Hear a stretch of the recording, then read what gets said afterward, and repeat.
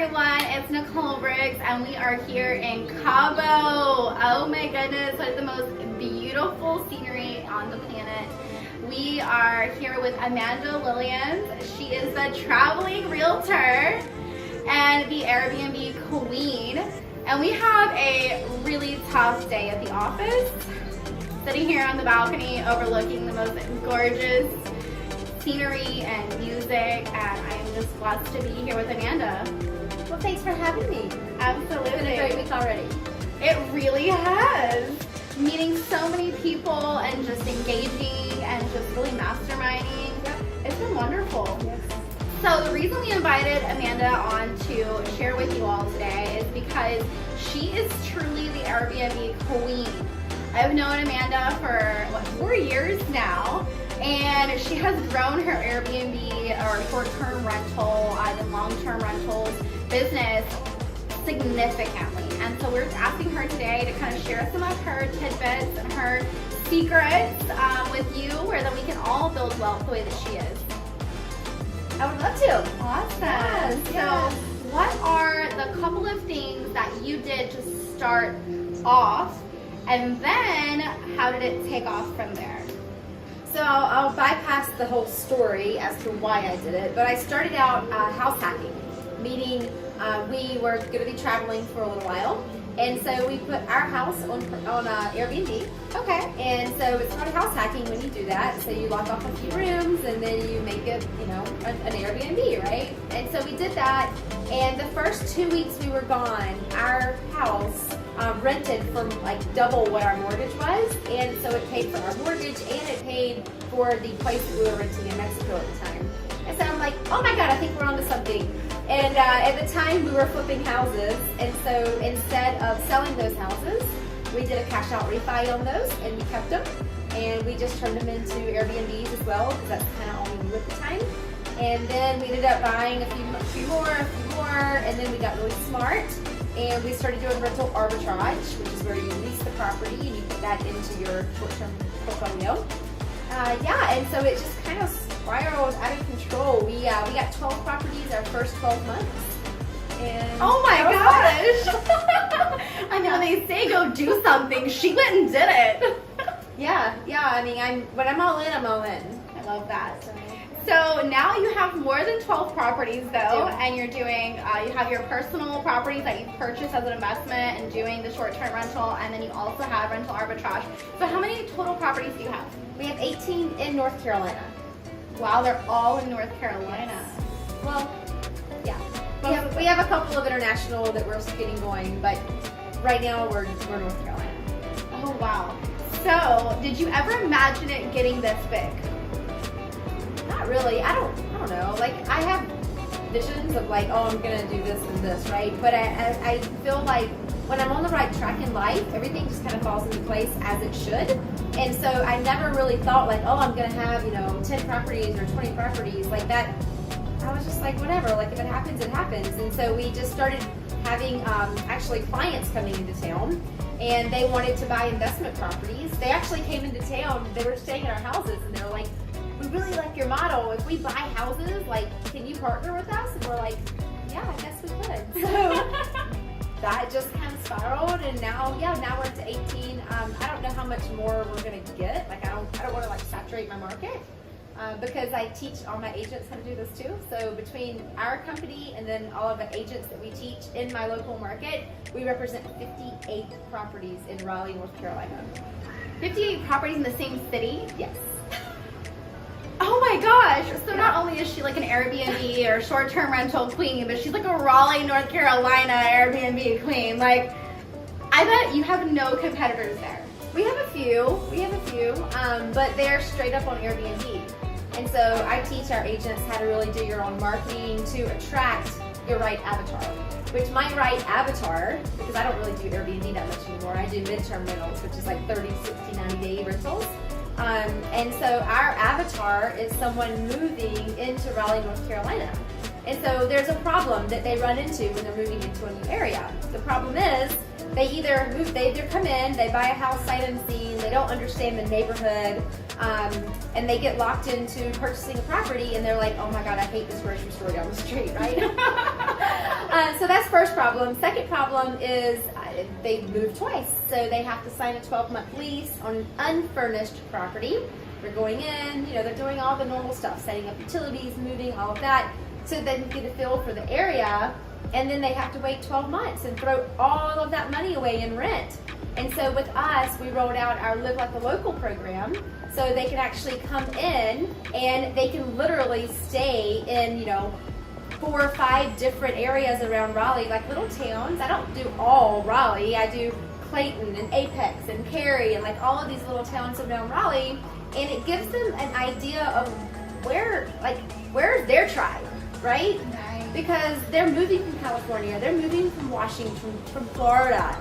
And so each little area, some places are really country, North Carolina. Some places are, very city-like. Some places have a lot of traffic.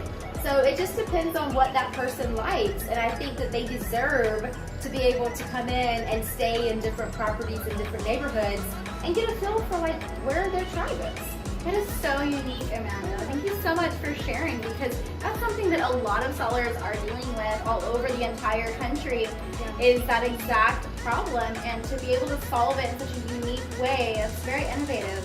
Yeah, well, thank you, COVID. COVID pushed us into that. COVID literally did away with Airbnb for a few days. I don't know if you guys know that or not, but all of the reservations canceled. We had a little freak out moment for a little bit, and then we just I wouldn't say we got smart, we got desperate. And I went onto social media and I'm like, I have this wonderful 3-bedroom, 3-bath house on an acre of land. If you're coming from New York City and you have a bunch of kids in an apartment, you're quarantining in an apartment, right? Come down and quarantine with us. And that was my sales pitch. And I literally filled every single one of my properties in 2 weeks. I was 100% full when I was 100% vacant right when COVID hit. Amazing. Oh my gosh, that is incredible. Yeah. See, I knew that Amanda was amazing and I met her 4 years ago, and I'm really learning just right now what that meant. When things happen, you can't just shrivel up and say, I'm going to retreat, I'm going to let the world take over. You really have to figure it out, and you have to pivot your business, and you have to figure out a way to make it work, because I'm not a loser and I'm not going to lose. And so it's a way of how are you going to make that work. I love that perspective. Great.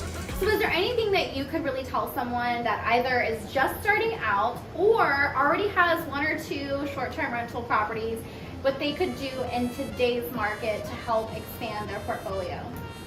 So, oh gosh, there's so much to go on with that. So if the audience are real estate agents, okay, I would say look at branding yourself, creating your company, going out, branding that, and really offering that midterm rental strategy. Because if you're a real estate agent, you're missing out on a boatload of money if you are not marketing to relocation clients. Because as you know, as licensed real estate agents, we get referral fees, or you can sell them a house yourself. But I refer anywhere from 3 to 8 buyers every single month just from this program, right? So if you are licensed, you definitely want to look at that. And again, branding yourself is really important, because you have no idea when Airbnb could pull the plug on you and completely shut down your business and give you no explanation at all. Ask me by experience, right? So that's the first thing. And then really it's just, there's so much you could do. I really love the rental arbitrage, because with that, you as a licensed professional can go in, you can talk to the landlord. You're using this property to market your business, to grow your real estate brokerage. And so they're all on board. When you show them the benefits of renting to you, who's actually going to take care of the property, to renting to a long-term tenant who's going to paint the vanity and smoke in the house and sneak their dogs in and punch holes in the wall. Come on. If you've had long-term rental properties, you've dealt with this stuff. And so when you talk to them as, a fellow landlord, you're like, yeah, one of my tenants, they didn't tell me the roof was leaking. They put a bucket under it, but a year later, guess what fell in? The roof fell in. And it fell in and costed me, $5,000 to fix this issue versus, oh, I could have just done a little patch. So you start telling those stories, with fellow landlords, and they're like, yes. And what they really like is when you tell them, you can walk through this property at any point in time, and it's going to be in open house ready. It's going to be in show ready because this place is going to be professionally cleaned, professional photos. If there's a cabinet door that's not opening correctly, we fix it. We fix all of that, and they love it. I would say if you're just starting out and you have a place on your property that you can turn into a rental, whether that be your basement or an ADU out back or whatever it is, right? Or a space above your garage, just start that way because that's the easiest way. And you go in, you make it whatever it is, you put a little refrigerator in, you put in whatever, and that's going to be another little income for you, and it very well could probably pay your mortgage on that property. And so that's one way to get started. If you already have a couple going, I really love the arbitrage route. Something we've been doing recently as well is landlords come to us and we're like, look, if you want to furnish the property, if you want to put all the utilities in your name, then we'll market the property for you and we'll charge a percentage of whatever that gross income is. And then, it's still your property, whatever, we just do the marketing. All we're doing is filling the property for you. But you're paying for the cleaning, you're paying for the utilities, all of that. And that's been really great too because we're zero cash out of pocket. That's very unique. But I'm not a property manager. I'm not a property manager. I'm not going down that road. Anyone who's been down that road doesn't want to go down that road. That's a lot of unique, different ways to approach it. I really thank you for the tips because those are the things that not anyone who's just looking at the option of going short-term rental or what are the pros and cons versus long-term rental, short-term rental even know about. I mean, a lot of people who even start out with just one short-term rental, they have no idea. And so, talking about, I own a short-term rental myself and I have a rental arbitrage myself. And so it's one of those things that you don't even know until you do it, that the income is double and triple a traditional rental. It's insane. It's crazy. And then the profit is even more than double or triple the profit, right? So, there's a lot of opportunity out there for landlords who are doing traditional rentals right now and to look into the option of doing a short-term rental and going down that route. At least try one property. If you have one property, you're just like, I'm really not getting the cash flow I want out of this property, just test it. And that way you can really see how the difference is, one, in the tenant and the property condition. Those are really important things when you're talking about an investment because this property you're purchasing as a long-term rental or even a short-term rental, they're all investment properties. They're something that you're going to sell in the future and want to make sure that it's in the best condition to get the most amount of money and equity into that property. And so those are things to consider when you're considering long-term versus short-term, is really talking to a professional like us who can sit there and say, these are the pros and cons.